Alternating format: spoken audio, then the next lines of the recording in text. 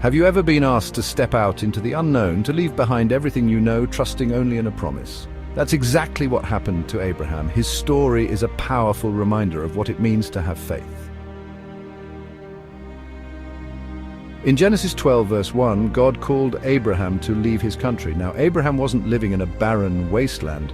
He was in Ur, a thriving city in Mesopotamia. With rivers like the Tigris and Euphrates flowing nearby, Ur was fertile, prosperous, and sophisticated. Yet, when God said, "Go to the land I will show you," Abraham didn't hesitate.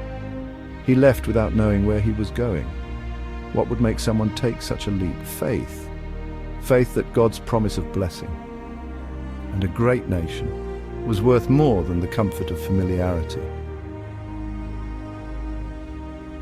God made a covenant with Abraham, a promise to give him descendants and a land of his own. A covenant is like a marriage vow where one party commits to protect and bless while the other remains faithful. And just like a ring reminds us of wedding vows, Abraham's covenant with God had a sign too: circumcision.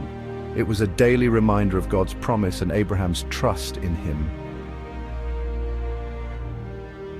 Faith doesn't mean a life without challenges. When famine struck the land, Abraham was forced to go to Egypt, a land with a steady water supply. Even there, Abraham's faith wavered. He disguised his wife Sarah as his sister to protect himself. But here's the thing: God doesn't expect us to be perfect. Abraham's story shows us that faith isn't about never failing. It's about trusting God to fulfill his promises, even when we falter. The pinnacle of Abraham's faith came in Genesis 22. God asked him to sacrifice his beloved son Isaac.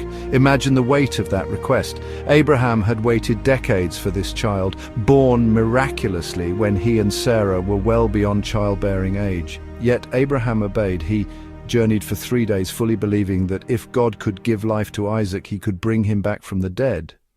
Just as Abraham was about to sacrifice Isaac, God provided a ram as a substitute. This moment points us to Jesus, who became the ultimate substitute for us on the cross. How did Abraham have such faith? He trusted God because he knew God. Abraham had seen God's faithfulness, whether it was providing Isaac against all odds or guiding him step by step. The same is true for us. Our faith grows when we anchor our lives on who God is, not on our circumstances. Abraham's journey wasn't just about him. It's a story that points to us today. God invites us to trust him, to step out in faith, even when we can't see the whole picture. If Abraham could believe in God's promises thousands of years ago, we can too. After all, we have the ultimate proof of his love in Jesus, who gave his life for us. So will you take that step of faith, believe in Jesus, trust his promises, and become part of his eternal story?